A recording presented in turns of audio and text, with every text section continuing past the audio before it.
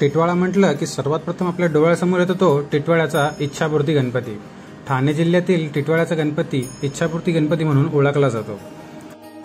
टिटवाळा स्टेशनला पोहोचल्यानंतर त्या ठिकाणी ईस्ट साईडला येऊन आपल्याला बाहेर टांगा किंवा ऑटो मिळेल।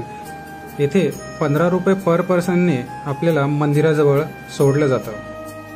टिटवाळ्याच्या या गणपती मंदिराला 12ही महिने भक्तांची गर्दी असते। पुराण काळात राजा दुष्यंताला शकुंतलेची विस्मृती झाली। यानंतर कण्व मुनींनी या गणेशाची स्थापना केली आणि शकुंतलेला याची उपासना करण्यास सांगितले।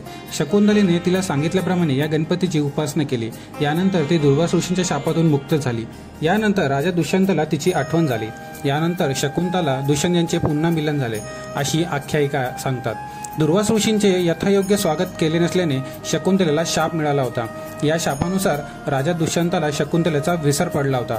शकुंतलेने या गणपतीची आराधना केल्याने दुष्यंताला सारे काही आठवले। शकुंतलेला तिचे प्रेम परत मिळवून देणारा गणपती म्हणजे टिटवाळ्याचा महागणपती होय। या ठिकाणी आरतीचे वेळापत्रकही आपल्याला पाहायला मिळते। तेजस नदीच्या काठावर हे मंदिर बांधण्यात आलेले आहे। 3.5 फूट उंचीची शेंदुराने माखलेली गणेशाची मूर्ती आहे। तर मूर्तीचे डोळे व नाभी स्फटिक मण्यांचे आहे। मूर्तीच्या चरणाशी यक्ष गंधर्व आहे। तर डाव्या आणि उजव्या बाजूला रिद्धी सिद्धी आहेत। गणरायाची ही मूर्ती डाव्या सोंडीची आहे। शेंदुराने माखलेली रेखीव मूर्ती मंदिरात प्रवेश करताच आपले लक्ष वेधून घेते। सिंहासनावर बसलेल्या अवस्थेतील ही मूर्ती आहे। या मूर्तीच्या 4 हातात आयुधे देखील आहेत। मूर्तीला नियमित पितांबर नेसवला जातो। गणरायाला चांदीचा मुकुट देखील आहे। तसेच चांदीची छत्री देखील आहे। मंदिराच्या आवारामध्ये एक छोटी दीपमाळ आहे। तसेच टिटवाळा मंदिर गणेश भक्तांसाठी एक महत्त्वाचे श्रद्धास्थान आहे। येथे दरवर्षी गणेश चतुर्थीला मोठी यात्रा भरते।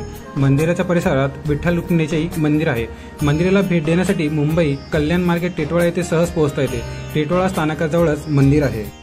अशा अजून नवीन व्हिडिओ बघण्यासाठी मित्रांनो चॅनलला सबस्क्राईब करा, लाईक करा आणि शेअर करा।